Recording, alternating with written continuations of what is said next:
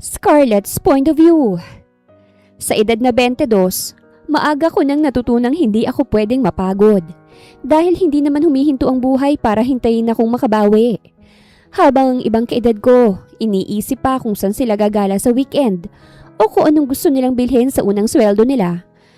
Ako naman sanay nang mag-compute ng bayarin, magtipid sa sarili, at mag-isip kung papaanong pagkakasyahin ng pera para may pambili ng gamot ni Papa. At pambayad sa school expenses ng kapatid kong si Nina na nag-aaral pa. Hindi madali ang maging breadwinner lalo na kung alam mong wala kang pwedeng takbuhan kapag kinapos ka. Kaya kahit mabilis akong mairita at madaling sumabog kapag pagod, pinipilit ko pa rin kontrolin ang sarili ko dahil hindi naman pwedeng mag-inarte kapag may pamilya kang umaasa sa'yo. Nang gabing yun, halos alas 8 na ng gabi akong nakauwi galing opisina. Hindi pa man ako tuluyang nakakapasok sa maliit naming bahay. Narinig ko na agad ang boses ng kapatid ko mula sa loob. "Ate, ikaw ba yan?" Tanong ni Nina habang lumalabas ng kwarto. "Ako nga, sino pa ba?" Sagot ko habang hinuhubad ang sapatos sa may pintuan. Sumilip siya sa akin at agad na pasimangot. "Ang sungit mo naman, ate." Napairap ako habang isinasabit ang bag ko. "Pagod na ako kaya't huwag kang magulo." Natawa siya ng mahina bago lumapit sa akin. "Ate, paubos na nga pala yung gamot ni Papa. Nabanggit ni Doc nung isang araw na wag daw dapat maputol ang pag-inom niya ng gamot." Napabuntong hininga ko at napatingin sa maliit na mesa kung saan nakapatong ang mga maintenance medicines ni Papa. Minsan gusto ko nilang hindi mag-isip kahit isang araw. Pero parang hindi pwede dahil laging may problema. "O sige, dadaan ako sa convenience store mamaya." Sabi ko bago dumiretso sa kusina para uminom ng tubig. Nasa sala si Papa at nakaupo habang tahimik lang na nanonood ng TV. Pero halata sa mukha niya ang pagkapayat at panghihina. "Anak, huwag ka na munang dumaan, bukas na lang." Sabi niya habang nakatingin sa akin. Napalingon agad ako. "Hindi pwede pa, baka maubusan na kayo eh." Napayuko siya at hindi na sumagot. Alam kong ganun siya kapag nahihiya. Pakiramdam niya, pabigat siya pero hindi niya naman kasalanan kung bakit siya nagkasakit. At lalong hindi ko hahayaang maramdaman niyang problema siya. "Ate, ako na lang ang bibili," sabi ni Nina habang nakasandal sa pintuan. Tiningnan ko siya agad. "At saan ka kukuha ng pera?" Natahimik siya. "Ayan, kaya ako na, no?" "Ate naman eh." "Wag mo na akong artehan dyan, manahimik ka na lang." Natawa siya ng mahina habang napapailing. Maya-maya pagkatapos kong magpahinga saglit, lumabas na rin ako ulit para bumili sa convenience store malapit sa sakayan. Hindi naman kalayuan yun pero dahil medyo gabi na, mas tahimik ng paligid kesa sa usual. Pagpasok ko sa convenience store, agad akong dumiretso sa shelves at kinuha ang mga kailangan namin sa bahay. Habang nasa counter ako at nagbabayad, tinawagan ako ni Nina. "Ate, bumili ka na rin ng tinapay ah," sabi niya mula sa kabilang linya. Napairap ako habang hawak ang cellphone sa balikat at iniaabot ang bayad sa cashier. "Aba, talaga naman may request ka pa ah." Gutom na ako eh." "Arte mo, kanina ka pa kumakain." "Tinapay lang, please." Napailing ako pero natawa rin. Sige na nga. Pagkatapos kong magbayad, inilagay kong pinamili sa eco bag at tuluyan ng lumabas ng convenience store. Paglabas ko, mas ramdam ko agad ang tahimik na gabi. May ilang sasakyang dumaraan sa main road pero habang papalapit ako sa shortcut na daan papunta sa bahay, mas konti ng tao at mas madilim na rin ang paligid. Hindi naman bago sa akin ang dumaan doon, pero hindi ko pa rin maiwasang maalala yung sunod-sunod na balita nitong mga nakaraang linggo tungkol sa mga holdapan sa lugar namin. Napahigpit tuloy ang hawak ko sa bag habang naglalakad. Payapa ang paligid, maliban sa tunog ng mga paakot mahinang tahol ng aso mula sa malayo. Nung una hindi ko agad napansin, pero maya-maya may narinig akong isa pang yabag sa likod ko. Napakunot noo ko at bahagyang bumagal. Sumasabay pa rin sa akin yung yabag, kaya't mas lalong bumilis ako ng konti. Pero bumilis din yung hakbang ng sumusunod sa akin, kaya't nanlamig agad ang batok ko. Dahan-dahan akong lumingon at nakitang may lalaki sa likod ko. Matangkad, naka-dark jacket, at dire-diretso lang ang lakad habang nasa direksyon ko. Biglang bumilis ang tibok ng puso ko. Diyos mio! Mas lalo akong bumilis ng lakad at ganon din ang lalaki. Hindi ko na alam kung coincidence ba yon o hindi pero sa puntong yon, wala na akong pakialam. Nasa isip ko na agad ang mga napapanood ko sa balita. Ang mga nango-hold up, ang mga hinahablutan ng bag at sinusundan sa gabi. Biglang nagsalitang lalaki mula sa likod. Miss! Hindi ako lumingon at mas lalo akong nagmadali. Miss, sandali! Mas lalo akong kinabahan. Aba, kinakausap pa ako ng isang tuwa. Hoy! Sigaw ko habang mabilis na lumingon pero tuloy pa rin ang lakad ko. Wag mo akong sundan! Bahagya siyang natigilan pero agad ding nagsalita. Miss, nalaglag. Hindi ko na pinatapos. Bigla akong huminto at humarap sa kanya ng galit na galit. Ano? Anong gusto mo? Sabi ko habang nakataas na agad ang kamay ko na parang readyng makipag-away. Halatang nagulat siya sa reaksyon ko. Miss, yung wallet mo. Pero hindi na ako nakapag-isip pa. Nang bigla niyang hinawakan ang braso ko para pigilan ako, automatic na gumalaw na ang katawan ko. Manyak! Hold upper! Sigaw ko sabay suntok sa mukha niya. Nanlaki ang mata niya sa gulat at hindi pa ako tumigil. Isa pang suntok ang pinakawalan ko. Bitawan mo ko! Sigaw ko habang pinapalo pa siya ng bag. Miss, wait! Hold upper ka ba? Ha? Akala mo katakot ako, no? Napaatras siya habang hawak ang labi niya pero ako, dahil sa adrenaline mas lalo lang akong nagwala. Agad na napalingon ng ilang tao sa paligid. Anong nangyayari dyan? Sigaw ng isang lalaki mula sa kabilang tindahan. May humahawak sa akin! Balak yata akong hold upin ng lalaking to eh! Sigaw ko habang galit na galit. Maya-maya, may ilang taong lumapit at agad na palibutan ng lalaki. Hoy! Anong ginawa mo sa babae? Tanong ng isang tricycle driver habang masamang nakatingin dito. Kitang-kita kong pamumula ng labi ng lalaki dahil sa suntok ko. Halata rin sa mukha niya na shock siya. Wait, hindi. Kuya, tawag na ba tayo ng barangay? Sabi ng isang babae. Napatingin ako sa lalaki at humihinga ng mabilis dahil galit pa rin ako. Sinusundan niya ako. Sabi ko habang hinihingal. Pero bago pa tuluyang lumala ang gulo, biglang may matandang babae mula sa kabilang bangketa ang nagsalita. Iha, hindi ka ba nawawala ng wallet? Natigilan ako. Ano po? Tanong ko habang napalingon sa kanya. Itinuro niya ang kamay ng lalaki at doon ko lang nakita na may hawak siyang wallet. At iyon, ang wallet ko. Yung brown wallet ko na akala ko'y nasa bag ko. Biglang nanlamig ang buong katawan ko. Kanina pa yan sumisigaw sa likod mo. Nalaglag mo yung wallet mo sa convenience store eh. Pinulot lang niya tapos ihahabol niya sana sa'yo para ibalik. Sabi ng matanda habang napapailing. Pakiramdam ko, biglang tumigil ang mundo ko. Dahan-dahan akong napatingin sa lalaki. Nakahawak pa rin siya sa namamagang labi habang seryoso lang akong tinitigan. Halatang bad trip siya sa ginawa ko.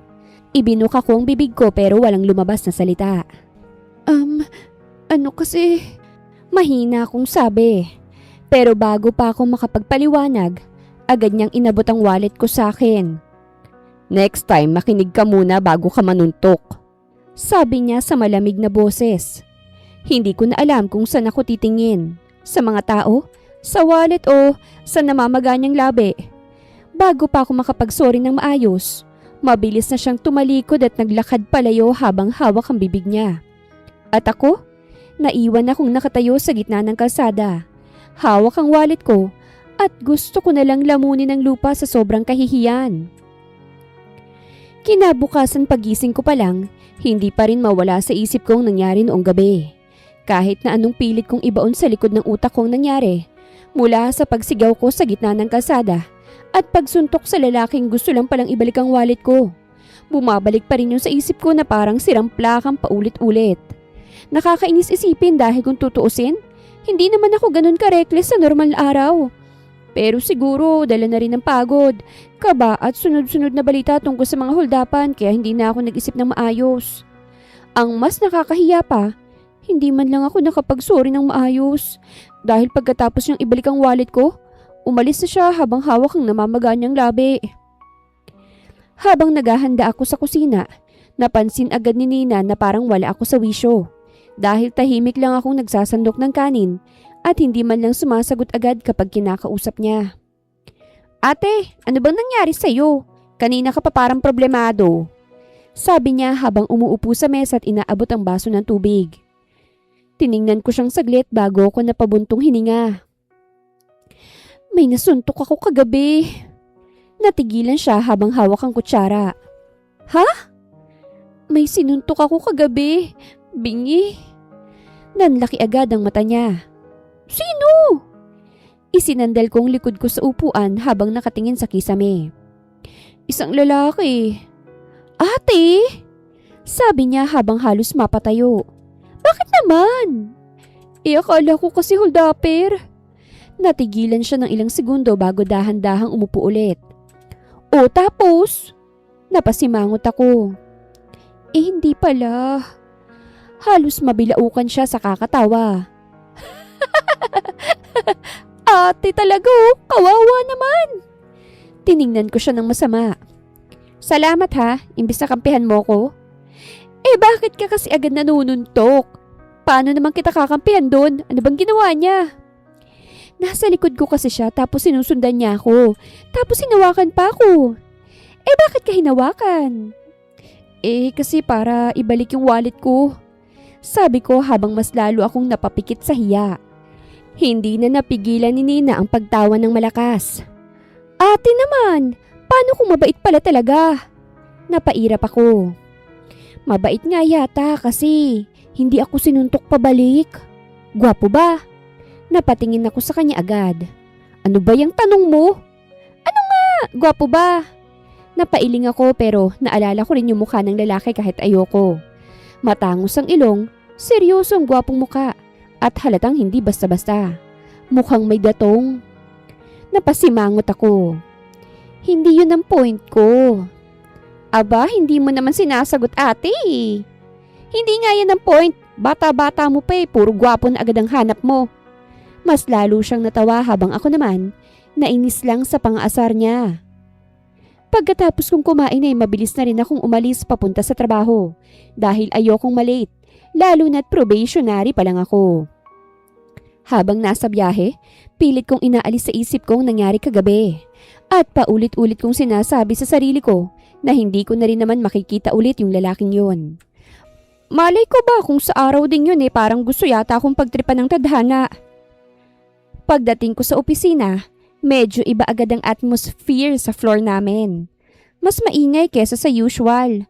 Halos lahat ng tao may pinag-uusapan habang yung iba, nag-aayos ng sarili na para bang may espesyal na bisita.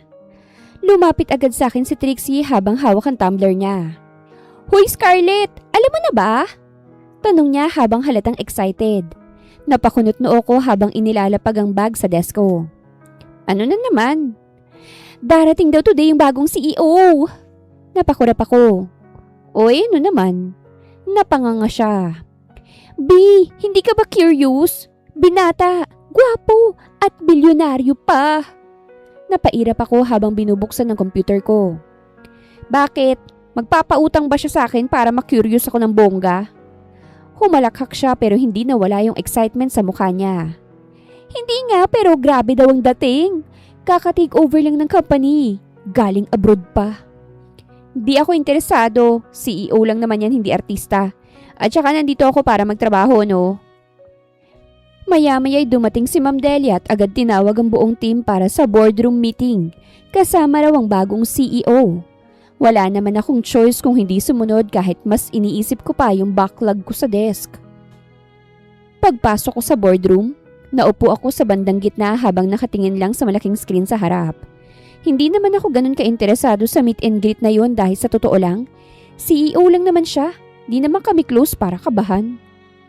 Pero nang bumukas ang pinto at pumasok ang bagong CEO kasama ang ilang executives, pakiramdam ko parang may humampas agad sa akin sa sobrang gulat.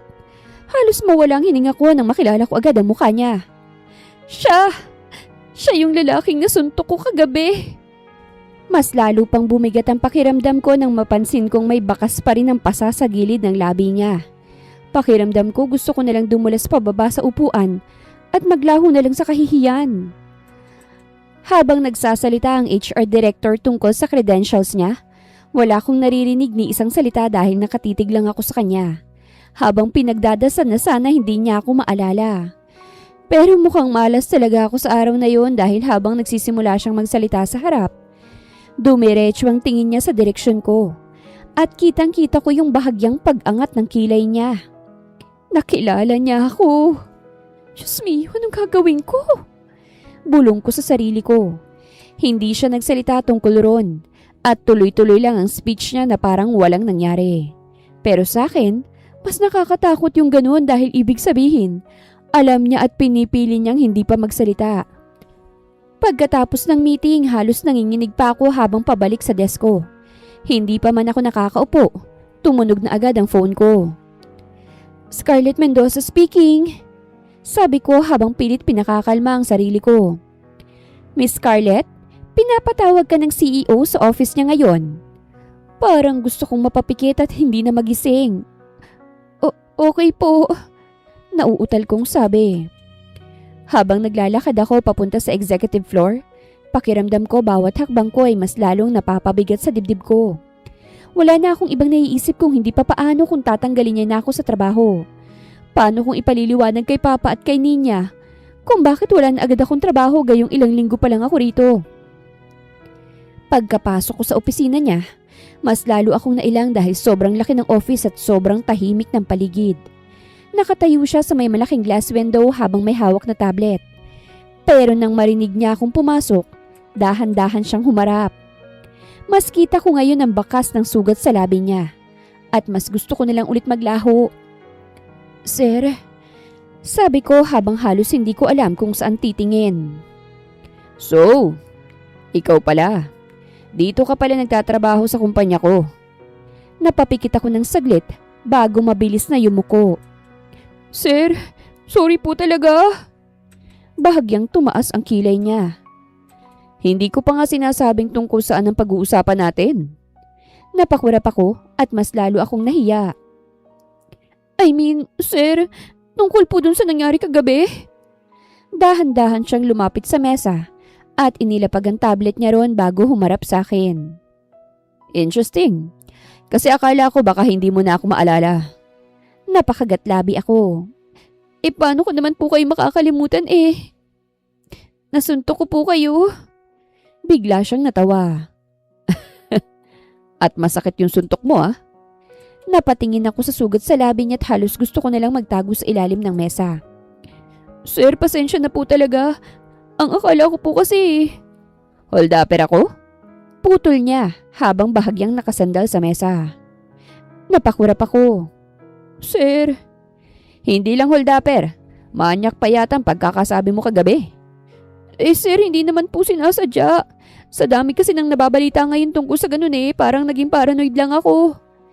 Pinagmasdan niya lang ako ng ilang segundo bago muling nagsalita. Alam mo bang muntik na akong mapagtripan ng barangay dahil sa'yo? Napabuka ang bibig ko. Ha? Kung hindi nagsalita yung matanda, baka kung ano nang nangyari sa akin. Hindi ko alam kung anong isasagot ko. Kaya't nakatayo lang ako ron habang gusto ko nang matunaw sa kahihiyan. Maya-maya, bahagya siyang napailing bago umupo sa swivel chair niya. Relax, hindi kita pinatawag dito para tanggalin sa trabaho. Napakurap ako ng maraming beses. Talaga po? Bahagya siyang ngumiti pero hindi ko alam kung matutuwa ba ako sa ngiting yon. Dahil parang may ibig sabihin. Depende. Biglang bumalik yung kaba ko. Sir, anong depende? In fairness, impressive yung reflexes mo. Hindi ko alam kung inaasar ba niya ako o seryoso na siya ngayon. Sir, hindi po nakakatuwa ang sinasabi niyo. Sa akin, medyo nakakatuwa. Kasi kababae mong tao pero ang sakit mong manuntok. Napabuntong hininga ko habang pinipigilan ng inis. Sir, nahihiya nga po ko sa inyo Kung pwede nga lang po maglaho, ginawa ko na. Tumingin siya sa mukha ko na parabang pinag-aaralan ng reaksyon ko. Good! At least marunong kang mahiya pagkatapos mong manuntok. Napasimangot ako ng bahagya. Sir naman, sorry na po. Hindi na po yun mauulit. Talaga lang Huminga ako ng malalim bago tumingin sa kanya. Sir, kung gusto niyo po, babayaran ko na lang yung gamot niyo sa labi. Bigla siyang natahimik sandali bago tuluyang natawa. Babayaran mo? Opo. With your junior marketing salary? Napasinghap ako. Grabe ka naman. Magaling ka rin magpatawa. May gana ka pang mag-offer ng ganyan mukhang wala ka namang pera. Nasaktan ako ng konti sa sinabi niya. Pero totoo naman, wala naman talaga akong pera. Halos wala ang natitira sa sahod ko. Maya-maya ay tumingin siya sa folder sa mesa niya bago muling bumalik ang tingin sa akin. Scarlett Mendoza, Junior Marketing Staff. Opo. Breadwinner. Natigilan ako bago napakunot noo. Tama ba? Dahan-dahan akong tumango. Interesting. Ano po yung interesting doon? Bahagya siyang sumandal sa upuan habang nakatingin sa akin. Mainitin ang ulo pero responsable naman pala sa pamilya. Napairap ako nang hindi ko na napigilan. Sir, inaasar niyo na naman po ako eh. Maybe. Okay ka na, you can go. Napakurap ako. Ha? Iyon lang po yung pag-uusapan natin? Tumaas ang kilay niya. May gusto ka pa bang parusa? Napailing agad ako. Wala na po. Good. At Scarlett? Yes po, sir. Hinawakan niya ang labi niyang may pasa bago muling tumingin sa akin.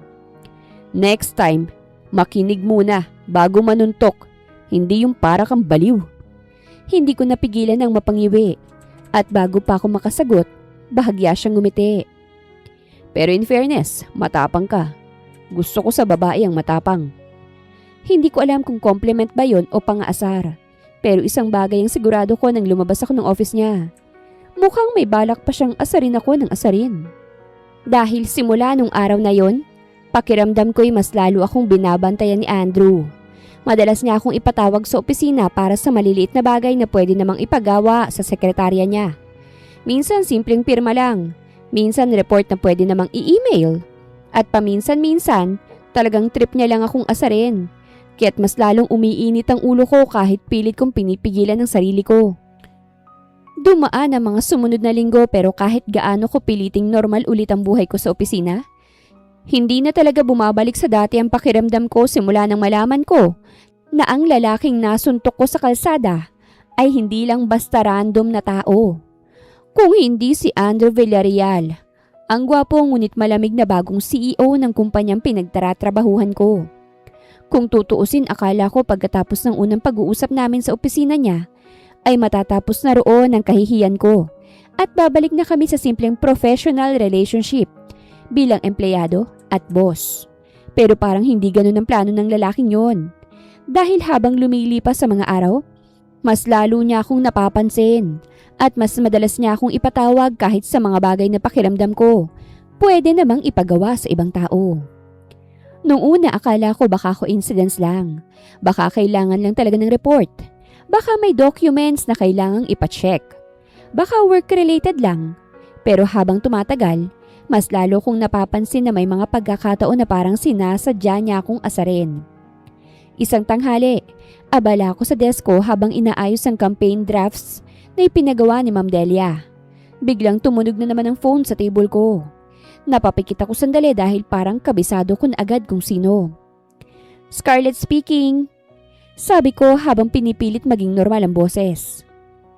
Miss Scarlett, pinapatawag po kayo ni Sir Andrew. Napatingin agad sa akin si Trixie mula sa kabilang cubicle habang halatang nakikinig. Ayan na naman. Bulong niya habang nakangisi. Tiningnan ko siya ng masama bago ibinaba ang phone. Ano na naman kaya yun? Bulong ko sa sarili ko habang tumatayo.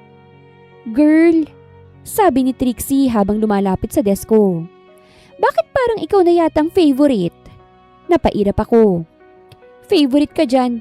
Baka pinaplanong tanggalin ako slowly. Natawa siya. Kung tatanggalin ka, bakit paulit-ulit kang pinapatawag? Dahil gusto niya akong mapagod at pahirapan. Napailing siya habang natatawa. At ako naman, napabuntong hininga na lang bago nagtungo ulit sa executive floor. Pagpasok ko sa opisina ni Andrew, nadatnan ko siyang nakaupo sa likod ng malaking mesa niya habang may hawak na folder. Sir, pinapatawag niyo po ako? Tanong ko habang nakatayo lang sa harap. Hindi siya agad sumagot at pinagmasan lang ako sandali bago tumingin sa relo niya. Lunchtime. Napakurap ako. Ha? Bahagya siyang tumingin ulit sa akin. I said lunchtime. Napakunot na ako. Sir, aware naman po ako. Bahagya siyang napataas ang kilay. Good. Sumabay ka sa akin. Pakiramdam ko gusto ko agad tumanggi. Ay sir, okay lang po. Kumakain naman po ako sa pantry. Tiningnan niya lang ako bago umarko ang kilay. Hindi kita tinatanong kung saan ka kumakain. Napasinghap ako. Sir, ayos lang po ako. Bakit ba ang dami mong alibay? Sir, may reports pa po ako. At hindi tatakbo yung reports mo at hindi rin yan mawawala. Nanatili akong nakatayo habang iniisip kung may polite bang paraan para tumanggi sa CEO nang hindi natatanggal sa trabaho. Maya-maya napabuntong hininga na lang ako. Fine po, sasabayan na kitang kumain. Bahagya siyang ngumiti at mas lalo lang akong nainis dahil parang natutuwa pa siya sa pagka-bad trip ko.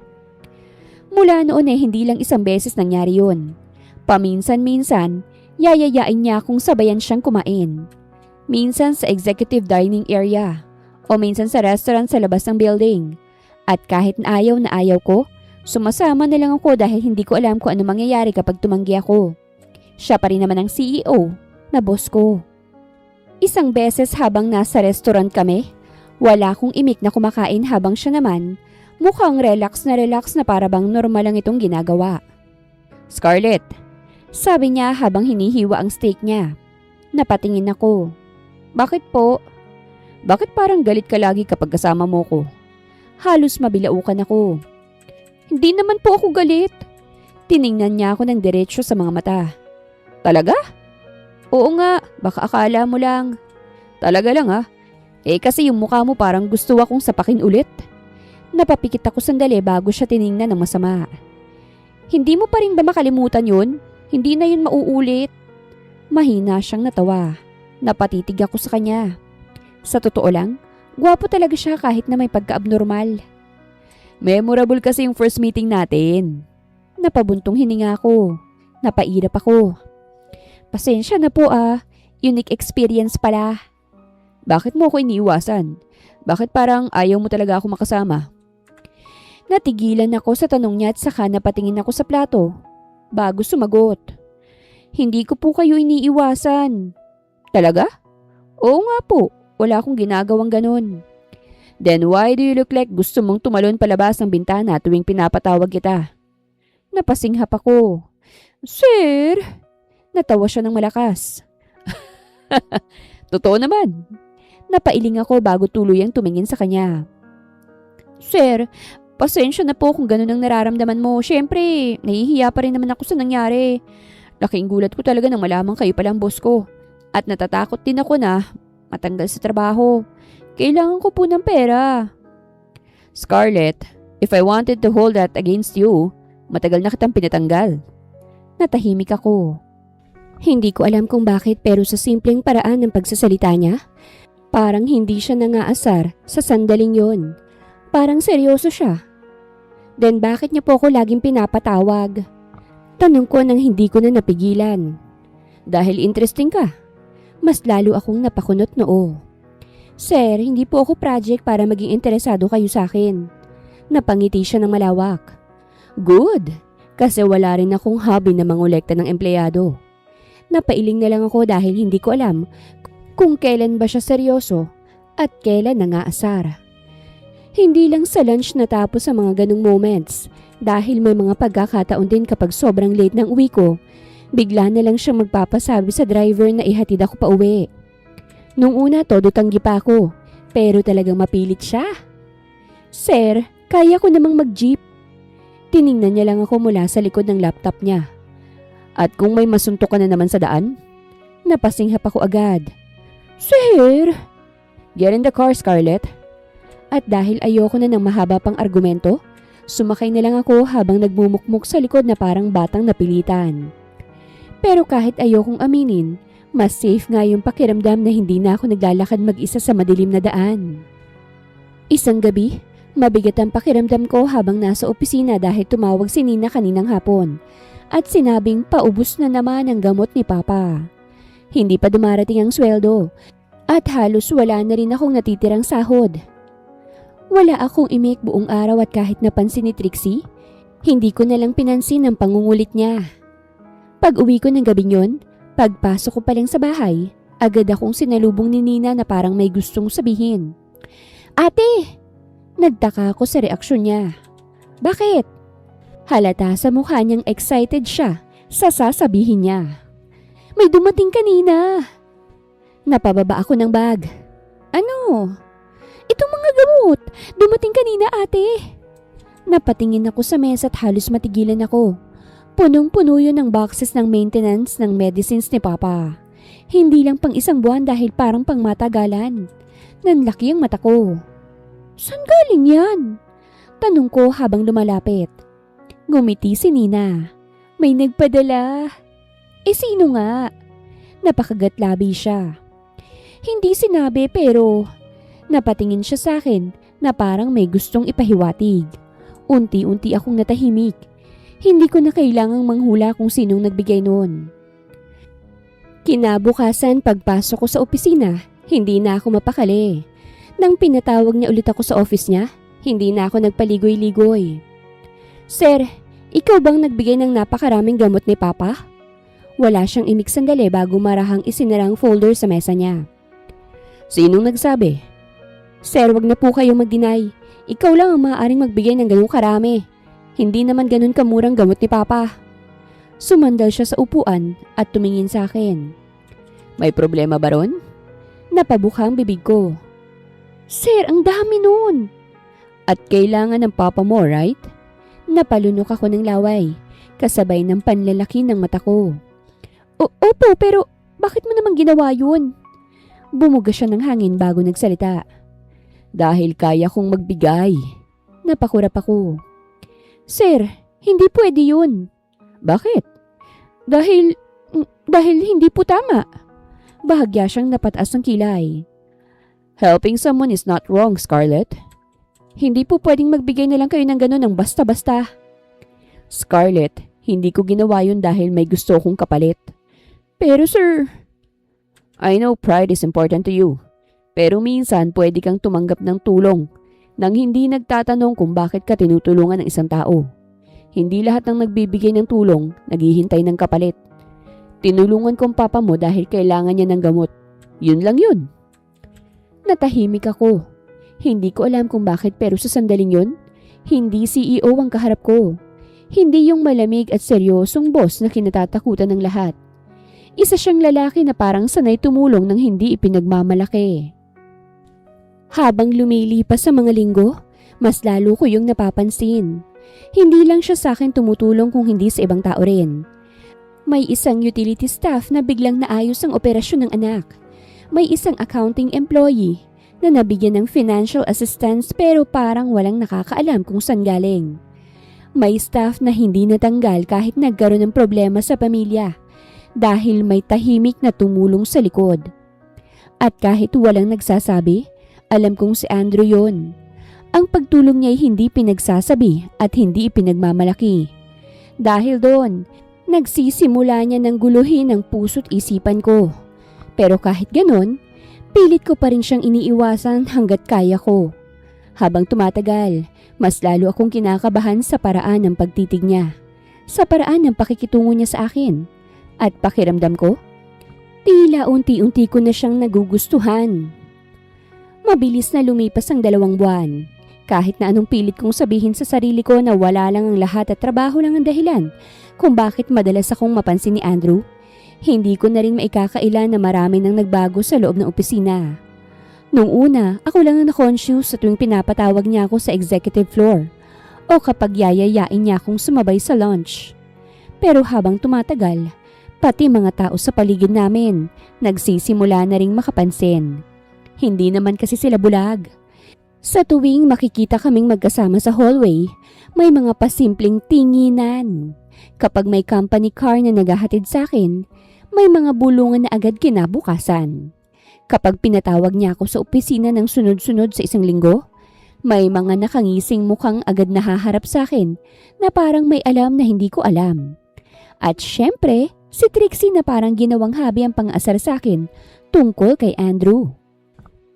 Isang umaga habang abala ako sa desk ko't nag-aayos ng campaign drafts na ipinagawa ni Ma'am Delia, lumapit na naman si Trixie sa cubicle ko. Hoy, aamin ka na ba o hindi pa? Tanong niya habang sumasandal sa divider ng cubicle ko. Napatingin ako sa kanya at agad na pasimangot. Ano na naman? Napangisi siya. Ikaw at si Sir Andrew. Napairap ako agad. Trixie, umaga pa lang. Sumasakit ng ulo ko sa'yo.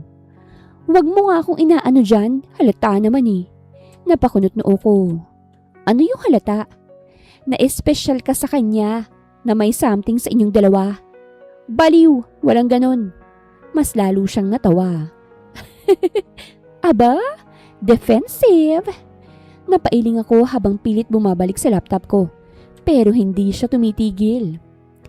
Scarlett, hindi ka ba nagtataka kung bakit ikaw ang laging pinapatawag? Tapos ikaw ang laging sinasabay sa lunch? Tapos minsan pa hinahatid ka ng company car? B, kahit utility staff, napapansin na yun. Tiningnan ko siya ng masama. At ano ngayon? Baka work-related lang ang lahat. Huwag kang magbigay ng mali siya sa mga ginagawa niya. Work-related yung lunch sa labas? Tanong niya habang nakaarko ang kilay.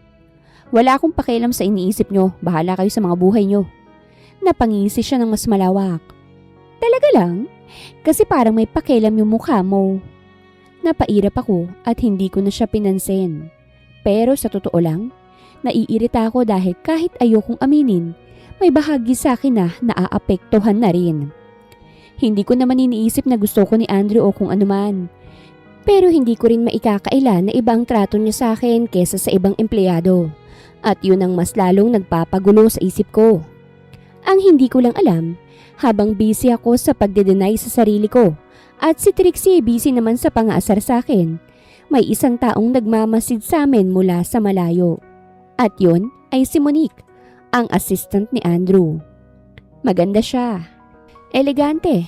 Laging maayos ang suot at sanay sa mundong ginagalawa ng mga taong may pera at kapangyarihan. Nung una, wala naman akong issue sa kanya dahil professional lang siya sa office at halos wala rin naman kaming interaksyon. Pero habang tumatagal, napapansin kong iba na ang tingin niya sa akin.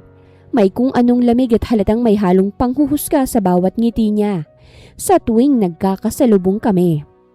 Iniisip ko na baka ako lang nag-iisip ng kung ano-ano pero kalaunan, nagsimula na akong makarinig ng mga bulong sa office. Paawa effect lang naman yan. Siyempre, favorite ng CEO. Breadwinner story pa more nang mapansin ng CEO. Rinig kong bulungan sa office. Pinilit kong wag pansinin pero hindi naman ako bato para hindi masaktan. Hindi birong makarinig na ganong klaseng chismis. Lalo na kung alam mo namang pinaghihirapan mo ang bawat posisyon mo sa kumpanyang yun. At hindi rin naman ako umaasa sa kahit na sinong lalaki para umangat. Dumaan pa ang ilang araw. Isang tanghali, kukuha sana ako ng tubig sa pantry. Narinig ko ang boses ni Monique mula sa kabilang table, habang may kausap na dalawang babae mula sa ibang department. Ang ibang tao kasi, marunong dumiskarte nang hindi kailangang magpaawa. Sabi niya habang umiinom ng kape. Natawa ang isang babae. Tama ka dyan. Pero yung babaeng yun, nagpapaawa effect kaya't napansin ni Sir Andrew. Makapal kasi yung mukha ng babaeng yun. Di na nahiya. Inis na sabi ni Monique. Hindi man niya sinabi ang pangalan ko. Hindi naman ako tanga para hindi maintindihan kung sinong pinatatamaan niya. Huminga ako ng malalim habang pilit pinipigilan ng sarili kong patulan siya. Gusto kong lumapit at sabihin sa kanya na kung may problema siya sa akin, diretsuhin niya ako. Pero pinipigilan kong sarili ko dahil ayokong gumawa ng eksena sa opisina. At ayokong bigyan pa sila ng dahilan para lalo akong pag-usapan. Mabilis na akong lumabas ng pantry pero kahit ganun, hindi ko maikakaila na masakit pa rin yung mga narinig ko. Makalipas ang ilang araw, dumating ang biggest opportunity ko simula nang pumasok ako sa kumpanya. May malaking presentation para sa international client at ako mismo ang pinili ni Ma'am Delia para mag-present ng campaign proposal namin. Nung una hindi ako makapaniwala dahil junior staff pa lang ako. Hindi ko inakalang bibigyan ako ng ganong kalaking responsibility. Ikaw ang gumawa ng malaking bahagi nito, Scarlett. Sabi ni Ma'am Delia habang hawak ang folder. Deserve mong ikaw ang humarap at mag-present sa kanila. Kinabahan ako pero excited din dahil alam kong malaking chance yun. Para mapatunayan ko na kaya kong makipagsabayan at hindi ako basta junior staff lang na nagpapasa ng reports. Ilang gabi akong nagpuyat para sa presentation na yon. Ilang beses kong inulit-ulit ang script ko. Ilang beses kong chinek ang slides, backup files at presentation flow para siguradong walang magiging problema. Noong araw ng presentation, maaga pa lang nasa office na ako. Kabado ako pero handa. Nasa workstation ko ako habang chinecheck pa rin ang final notes ko nang mapadaan si Andrew. Huminto siya sa tabi ng desk ko at tumingin sa laptop ko bago ibinalik ang tingin sa akin. Nervous? Tanong niya. Napatingin ako sa kanya at napabuntong hininga. Sobra. Pero carry lang naman. Good. Napakunot noo ko. Ha? Good? Anong good dun? Ibig sabihin napaka-importante sa'yo ng gagawin mong presentation. At alam kong ginawa mong lahat para dito. Siyempre naman, gusto kong maging maayos ang lahat. Scarlett, kaya mo yan. Huwag kang kabahan ng sobra. Alam kong magaling ka. Hindi ko alam kung bakit pero sa simpleng paraan ng pagsasabi niya nun, parang gumaan ng konting pakiramdam ko. Salamat, sir. Tumango siya ng mabagal. I trust you. Hindi na siya nagsalita at naglakad na palayo. Pero naiwan akong mas lalo pang kinakabahan. Dahil hindi ko alam kung bakit mas naging importante sa akin na hindi siya ma-disappoint. Ilang minuto bago magsimula ang presentation, nasa prep room ako habang chinecheck ang laptop ko para sa final file opening. Habang nagkiklik ako sa mga folders, bigla akong natigilan nang mapansin kong wala ang final presentation file. Nung una akala ko baka maling folder lang nabuksan ko, kaya mabilis kong chinek ulit ang desktop, backup folder at cloud drive. Pero kahit ilang beses ko yung balikan, wala pa rin ang file at mas lalo akong nagpanik. Dahil ilang minuto na lang bago magsimula ang presentation. Hindi ko maintindihan kung paano nangyari yung gayong ilang beses ko pa yung chinek kagabi. Scarlett, 2 minutes. Tawag ni Ma'am Delia mula sa pinto. Napalingon ako sa kanya habang halos mawala ng kulay ang mukha ko. Ma'am, wala po yung file. Natigilan siya. What do you mean wala? Nawala po. Hindi ko mahanap. Hindi ko po alam kung bakit pero ilang beses kong chinek yun kagabi. Mabilis siyang lumapit at chinek din ang laptop pero habang tumatagal. Wala talaga. Hindi ko na alam kung anong gagawin ko. Dahil pakiramdam ko unti-unting bumabagsak ang lahat ng pinaghirapan ko. Wala na kaming choice kung hindi pumasok sa boardroom. Punong-puno yun ng executives, foreign clients at senior managers. Nasa harap ang malaking screen at sa dulo ng mesa, nandun si Andrew na tahimik lang na nakatingin sa akin habang papalapit ako sa harap. Huminga ako ng malalim at pilit binuksan ulit ang laptop, pero blank pa rin ang screen para sa presentation file. Miss Scarlett, is there a problem? Tanong ng isa sa foreign clients. Napabukang bibig ko pero ilang segundo rin akong hindi agad nakasagot. Hindi ko alam kung paano ko ipaliliwanag ang isang bagay na ako mismo hindi maintindihan. I'm sorry, sabi ko habang pilit pinananatiling steady ang boses ko. There seems to be a technical problem with the presentation files. May mga bulungan agad sa paligid ko. Kitang-kita ko ang disappointment ng ilang executives at mas lalo akong nanliit habang nakatayo sa harap. Hindi ko na alam kung saan ako titingin dahil pakiramdam ko, gumuho na sa harap ng lahat ang pagkakataong matagal ko nang pinaghirapan.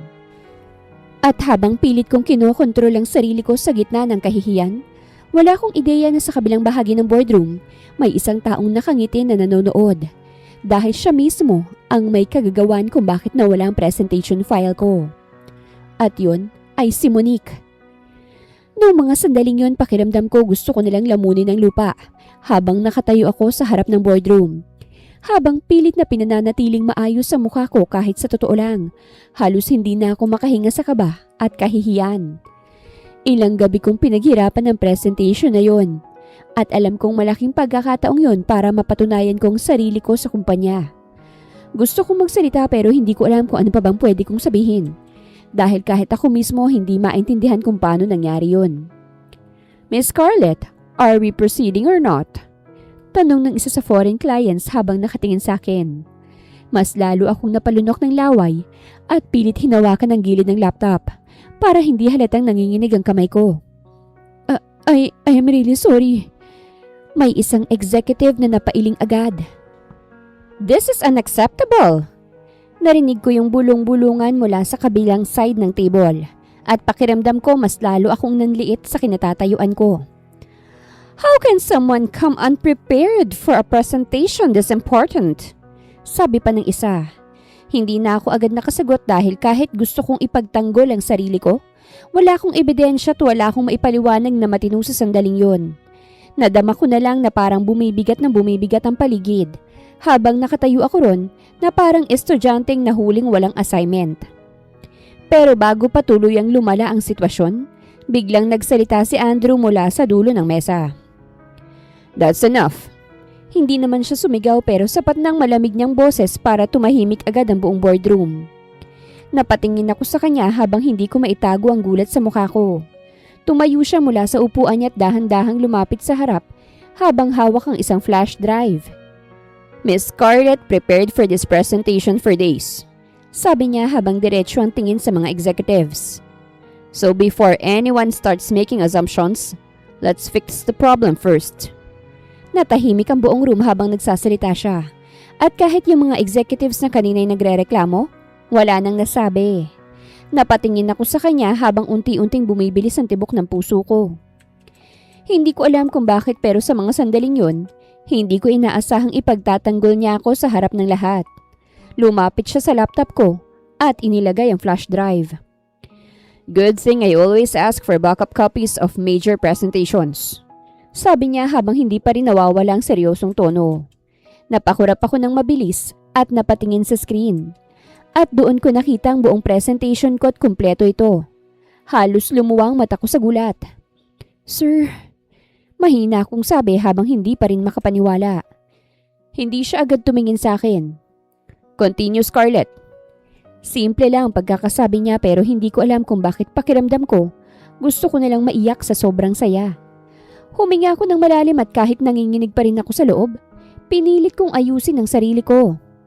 Nagpatuloy ang presentation at sa pagkakataong yon, mas lalo kong ibinigay ang best ko dahil ayokong sayangin ang chance na ibinalik sa akin ni Andrew. Naging maayos ang buong presentation pagkatapos nun. Nakasagot ako sa mga tanong ng clients. Naipaliwanag ko ang campaign proposals ng malinaw at unti-unti ring nagbago ang atmosphere sa boardroom. Yung mga executives na kanina'y disappointed, tahimik nang nakikinig. Maging ang foreign clients ay tumatango habang kinakausap ko sila. Pagkatapos ng presentation, may ilang segundo ng katahimikan bago nagsalita ang isa sa clients. That was impressive! Halos gusto kong mapaupo sa sobrang saya. May ilang executives na tumango rin at si Ma'am Delia, bahagyang ngumiti sa akin mula sa gilid. Pagkatapos ng meeting, halos nanginginig pa rin ako habang palabas ng boardroom. Pakiramdam ko'y biglang bumagsak ang lahat ng adrenaline sa katawan ko. Hindi pa ako nakakalayo na marinig ko ang boses ni Andrew mula sa likod. Scarlett, napahinto ako agad at dahan-dahang humarap sa kanya. Kaming dalawa na lang natira sa hallway. Sir, thank you. Nakatitig lang siya sa akin habang may ngiti sa labi. Hindi ko alam ang gagawin ko kanina kung wala ka. I told you, kaya mo yan. Napailing ako habang napapangiti ng bahagya kahit nahihiya pa rin. Hindi. Sir, thank you sa pagsisave mo sa akin. Kung wala yung backup file, baka patay ng karir ko. Bigla siyang natawa. Ang OA mo naman. Hindi naman sa OA pero salamat po talaga, sir. Scarlett, one failed file won't destroy your career. Pero pwede po akong mapahiya ng sobra kung hindi ako nakapag-present. Then good thing hindi kita hinayaang mapahiya ng tuluyan. At hindi ko hahayaang mangyari yun, Scarlett. Nandito lang ako palagi sa tabi mo. Nanlaki ang mga mata ko. Kasabay nun, naghumirentado ang puso ko. Kahit ayokong aminin, kinikilig ako sa sinabi niya. Makalipas ang 3 araw, mas lalo pang nagbago ang pakikitungo ko kay Andrew. Hindi ko na siya masyadong sinusungitan, kagaya ng dati. Kapag pinapatawag niya ako sa office, excited na akong nagpupunta roon. Isang tanghali habang abala ako sa desk ko, tumunog ang office phone. Napatingin agad si Trixie mula sa kabilang cubicle. Ay! Pinapatawag ka na ng boyfriend mo, Este, ng CEO. Bulong niya habang nakangisi. Baliw ka na, hindi ko boyfriend si Sir ano? Sus, baka ayaw mo lang talagang aminin. Tiningnan ko siya ng masama. Tumahimik ka na nga dyan.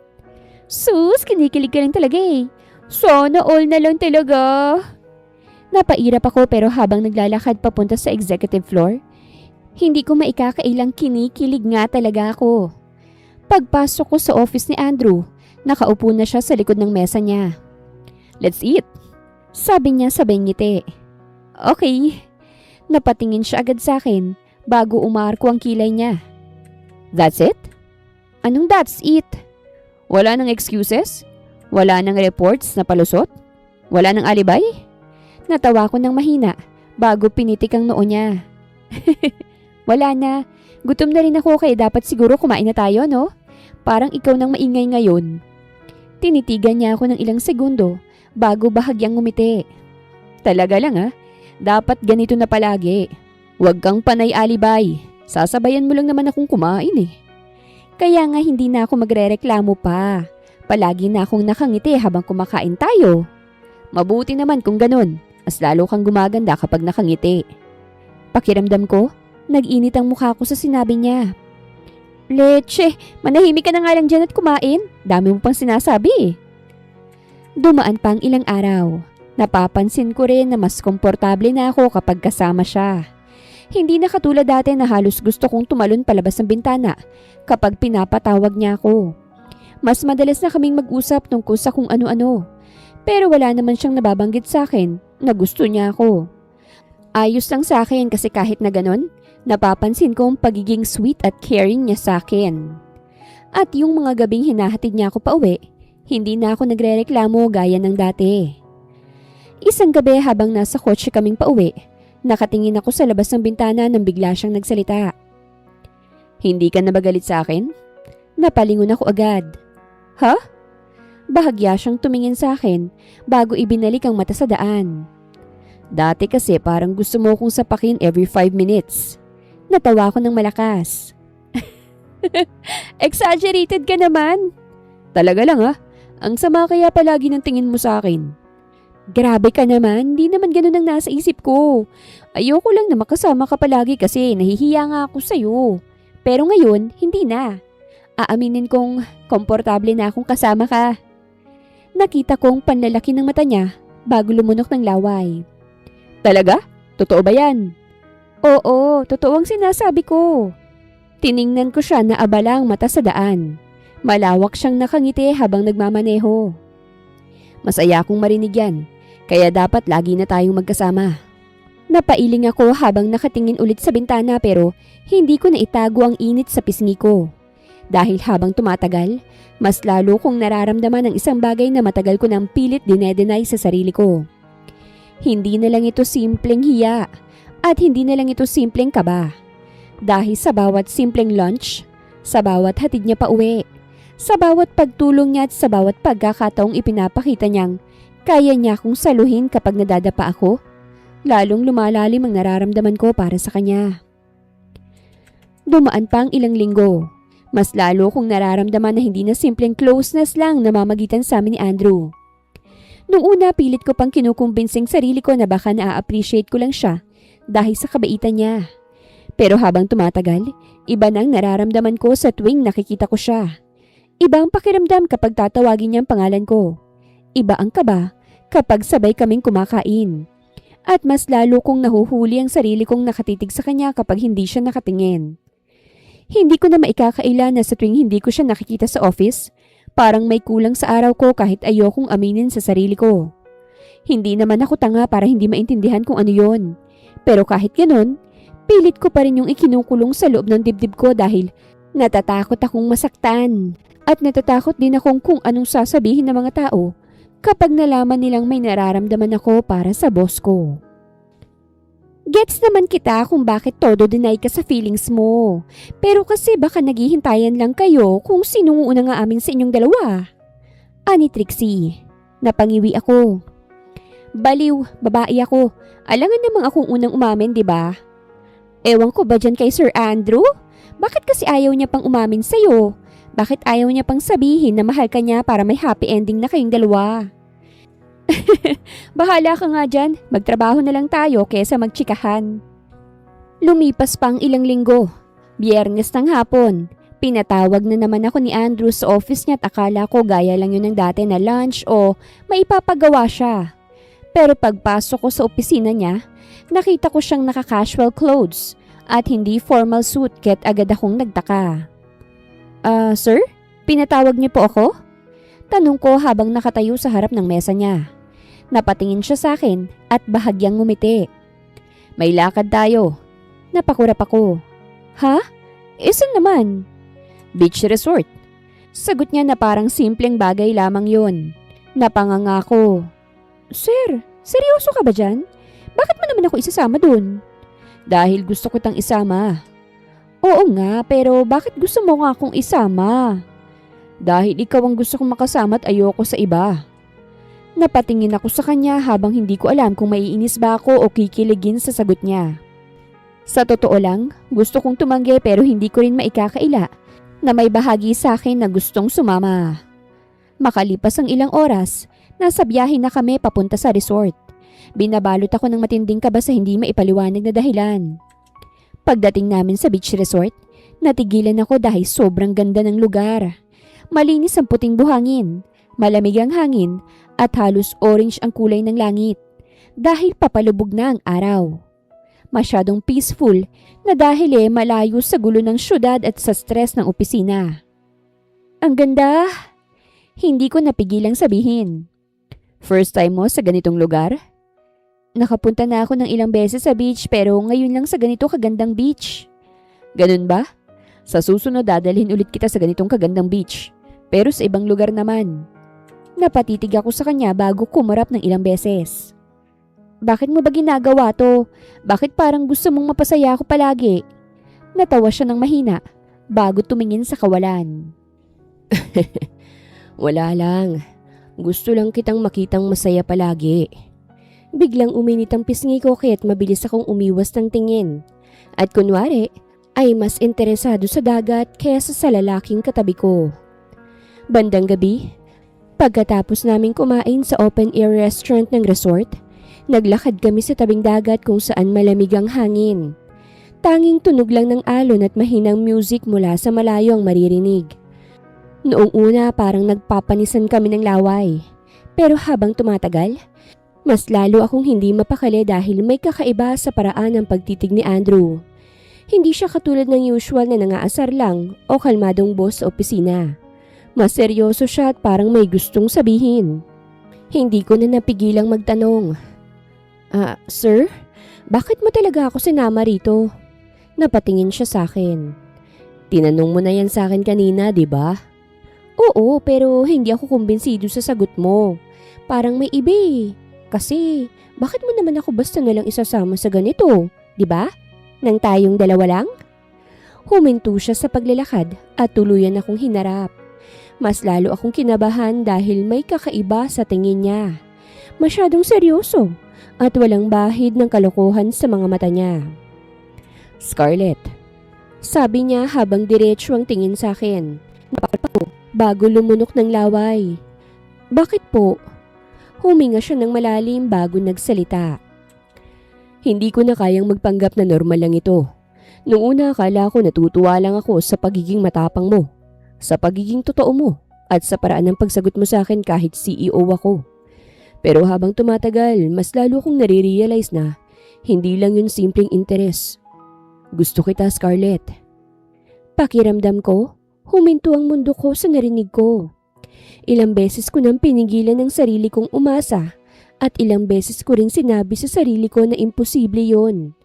Pero ito ako ngayon, nakatayo sa harap niya at pinakikinggan ng mga salitang hindi ko inakalang maririnig ko mula sa kanya. Andrew, mahina kong sabi at hindi ko na napigilang mamasa ang mga mata ko. Bahagya siyang ngumiti pero hindi siya nagsalita agad. Hindi mo alam kung gaano kong pinipigilan ng sarili ko kasi boss kita at natatakot ako. Lalo na sa mga sasabihin ng ibang tao pero hindi ko na maitatangging gusto rin kita. Bahagya siyang napangiti habang nakatingin sa akin na parabang may bigat ding nawala sa kanya. Talaga? Tanong niya. Pero halata sa boses niya na gusto niya yung narinig niya mula sa akin ng buo. Tumango ako habang pinupunasan ng luha ko. Oo, matagal na kitang gusto pero pinipigilan ko lang ang sarili ko dahil natatakot ako. Hindi na siya nagsalita pa dahil marahan niyang hinawakan ng pisngi ko at dahan-dahang yumuko. Nang maramdaman kong marahan niyang halik sa labi ko, pakiramdam ko nasa alapaap ako. Maingat ang ginawa niyang paghalik sa akin at nararamdaman kong puno yun ng emosyon. Pasensya ka na kung hindi ko nasabi sa'yo agad. Naisip ko kasi na baka layuan mo ko at lalo ka lang mailang sa akin kapag inamin kong nararamdaman ko para sa'yo. Mahinahon niyang sabi nang maghiwalay ang labi namin. Talaga lang ha? O baka naman natatakot ka lang na baka masuntok ulit kita? Bigla siyang natawa ng malakas saka niyakap ako. Isa rin yun sa dahilan. Nakakatakot naman kasi ang suntok mo. Parang hindi suntok ng isang babae. Akala ko pagkatapos nun magiging maayos ng lahat. Akala ko tapos na mga problema at baka pwede na kaming maging masaya kahit papano. Pero pagbalik namin sa opisina makalipas ang ilang araw, ramdam ko agad na may kakaiba. May mga tingin na sumusunod sa akin at may mga bulungan sa bawat madadaanan ko. Habang naglalakad ako papunta sa desk ko, naririnig kong ilang pabulong na usapan. At kahit hindi nila sabihin ang pangalan ko, alam kong ako ang pinag-uusapan. Pagkaupo ko sa desk, lumapit agad si Trixie na halatang problemado. Scarlett! Pabulong na sabi niya. Napatingin ako sa kanya. O bakit? Huminga siya ng malalim bago nagsalita. May kumakalat na chismis sa office. Napakunot noo ko. Anong chismis? Napakagatlabi siya. Na may relasyon daw kayo ni Sir Andrew at mas malala pa roon. Ipinagkakalat na inakit mo raw siya para tumaas ang posisyon mo sa kumpanya. Pakiramdam ko agad na nanlamig ang buong katawan ko. Hindi ko na kailangang manghula pa kung sinong may gawa nun. Dahil nang mapatingin ako sa kabilang side ng office, nakita ko si Monique na nakangiti sa akin. Sa loob lang ng ilang araw, kumalat ang chismis sa buong kumpanya. Mas lumala pa nang may anonymous post online na nagsasabing ginagamit ko raw ang CEO para umangat sa trabaho.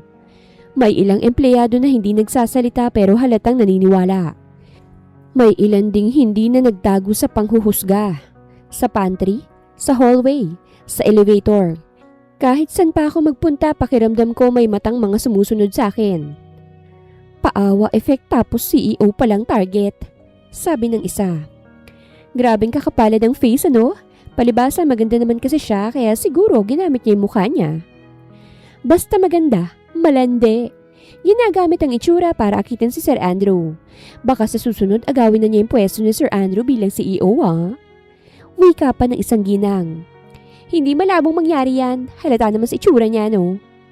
Bawat katagang lumalabas sa bibig nila, pakiramdam ko parang may kumukurot sa dibdib ko. Hindi biro ang pinaghirapan ko para makarating sa kumpanyang ito. Pero ngayon parang sa isang chismis lang, kayang burahin ang lahat ng effort ko. Andrew's point of view. Pagkalipas ng isang linggo, ramdam ko na hindi na talaga okay si Scarlett kahit pilit niyang tinatago sa akin. Sa office pa lang, halata na agad sa mukha niya na pagod na siya. Hindi katulad dati na kahit stressed, kaya pa niyang sumagot ng pabalang o makipag-asaran sa akin. Mas tahimik na siya nitong mga nakaraang araw. At kahit pilit siyang ngumiti kapag kinakausap ko siya, alam kong hindi na yun totoo. Hindi naman ako tanga para hindi mapansin na unti-unti na siyang nauubos. Dahil sa mga chismis na ikinakalat sa kumpanya.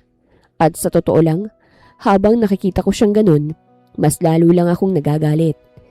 Dahil alam kong wala siyang kasalanan. Pero siya ang araw-araw na nasasaktan. Nang gabing yun, pumasok siya sa office ko pagkatapos ng working hours. Pagtingin ko pa lang sa mukha niya, alam ko nang may mabigat siyang sasabihin. "Andrew," sabi niya habang nakatayo sa harap ng mesa ko. Napatingin agad ako sa kanya. "O bakit?" Huminga siya ng malalim bago nagsalita. "Gusto ko nang mag-resign." Pakiramdam ko agad nanigas ang buong katawan ko. "Ano?" "Hindi ko na kaya. Pagod na ako. Kahit saan ako pumunta sa office, pakiramdam ko may nakatingin sa akin. Panay ang bulungan nila, tsismisan. Para bang kahit na anong gawin ko, ako pa rin ang lumalabas na masama." Nakatingin lang ako sa kanya habang nagsasalita siya. Pero sa loob-loob ko, ramdam kong unti-unti na akong binabalot ng galit. "Andrew, hindi ko na alam kung kaya ko pa. Kaya iniisip ko baka mas mabuting umalis na lang ako rito. Maghahanap na lang ako ng ibang mapapasukan." "No." Natigilan siya. "Andrew!"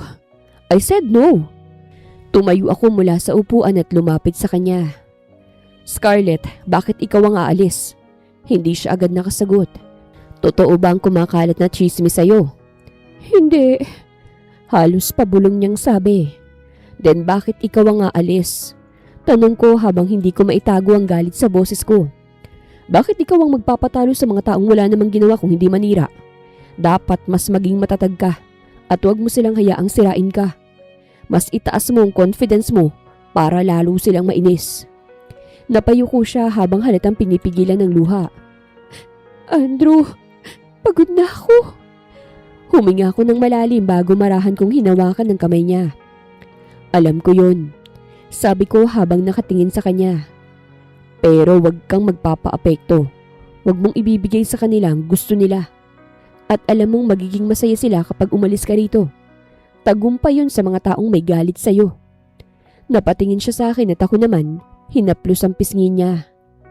"Ako nang bahala, basta't dito ka lang sa kumpanya ko. Hindi ka aalis sa tabi ko." Nakatitig lang siya sa akin na para bang hindi niya alam kung maniniwala ba siya o hindi. Hindi ko na siya pinilit magsalita pa dahil sigurado na ako sa gagawin ko. Makalipas ang ilang araw, dumating ang malaking company event sa Soler Resort. Halos lahat ng executives, investors, department heads at employees nando doon.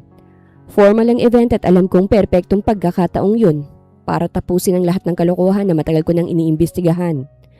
Nung una, hindi pa gustong sumama ni Scarlett. "Andrew, ayoko na sanang pumunta," sabi niya habang nasa biyahe kami. Napatingin ako sa kanya. "Kailangan mong sumama." "Bakit?" Tumingin ako sa kanya ng diretsyo.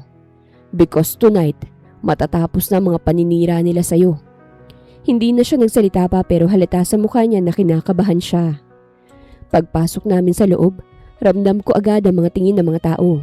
Hindi na bago sa akin yun, pero mas dama kong epekto kay Scarlett dahil kahit tahimik lang siya sa tabi ko, alam kong hindi siya komportable. Bandang gitna ng event, umakyat ako sa stage para sa speech ko bilang CEO. Natahimik ang lahat habang hawak ko ang microphone. Noong una, normal lang ang speech tungkol sa kumpanya, sa future plans, at sa ilang announcements. Pero nang dumating na ako sa part na gusto ko talagang sabihin, tumigil ako sandali at tumingin sa crowd. "Before I end tonight, I want to address something that has been circulating inside this company." Biglang nagkatinginan ng mga tao. Maging si Scarlett, napatingin agad sa akin. "I've heard the rumors. I've heard the gossip. And frankly, I'm very disappointed that some people here choose to believe lies without knowing the truth." Huminga ako ng malalim bago muling nagsalita. "Scarlett did not seduce me. Scarlett did not manipulate me. Scarlett did not use me to climb to this company." Halos mabingi ang buong ballroom sa biglaang katahimikan. At gusto kong linawin yan dahil may mga taong panayan chismis para sirain ang isang taong walang kasalanan. Maya-maya tumingin ako sa direksyon ni Monique. At dahil hindi ako mahilig sa chismis, I made sure to investigate. Sa likod ko, bumukas ang malaking screen at doon lumabas ang evidence. CCTV clips, file deletion records, messages at proof na si Monique mismo ang may kagagawa ng pagkawala ng presentation file ni Scarlett. At siya rin ang nagpapakalat ng chismis sa office. Halos mawala ng kulay ang mukha ni Monique. No! Hindi totoo yan! Sigaw niya mula sa crowd. Enough, Monique. Sabi ko habang malamig ang boses ko. Hindi pa rin natapos yun. Tumingin ako sa crowd bago diretsyahan akong nagsalita. At para malinaw sa lahat, si Monique ang matagal nang lumalapit sa akin at hindi si Scarlett. Siya itong panay ang pangaakit sa akin pero wala naman akong pakialam sa kanya. Nakakahiyang klase ng babae. Halos sabay-sabay ang bulungan ng mga tao. Maging ang ilang executives, halatang nagulat. Napatingin ako sa direksyon ni Scarlett at kahit malayo siya, kitang-kita ko sa mukha niya ang gulat. Scarlett never asked for anything from me. Hindi niya ako ginamit. Hindi niya ako inakit. Hindi siya kailanman nagpanggap para mapansin ko. At ni minsan, wala siyang hiningi sa akin na kahit na anong pabor para tumaas ang posisyon niya sa trabaho. At kung may isang babaeng mahal ko sa mundong ito, siya si Scarlett. Dahil totoo siya, mabait siya, at mapagmahal siya sa pamilya niya. She loved honestly even when she was afraid. Pagkatapos nun, tinitigan ko ng diretsyo si Scarlett sa nginitian siya ng matamis. Nakita ko kung papaano tuluyang nawala ng mukha si Monique sa harap ng lahat.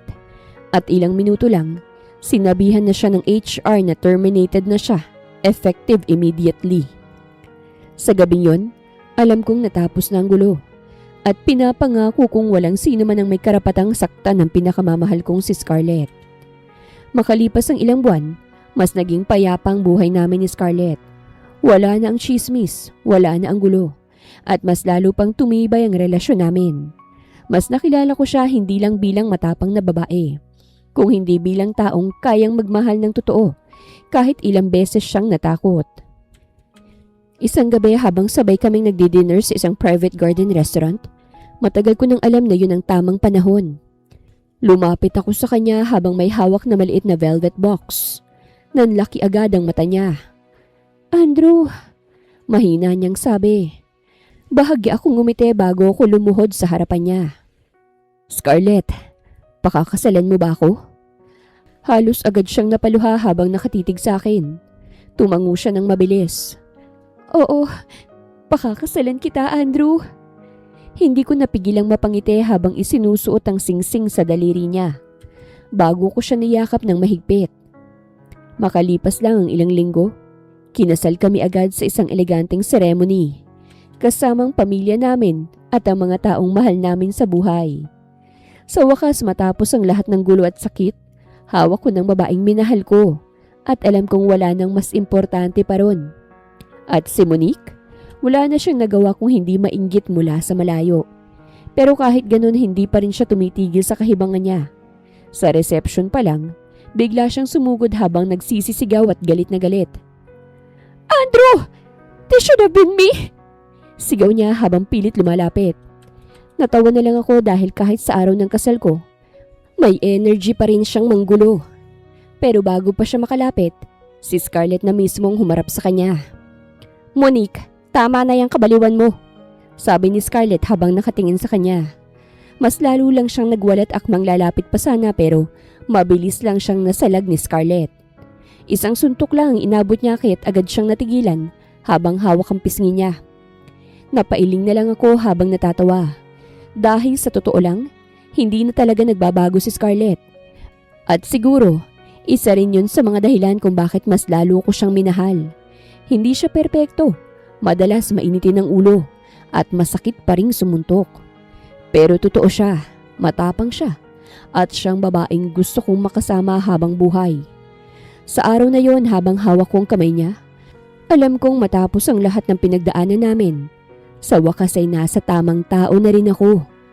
Wakas!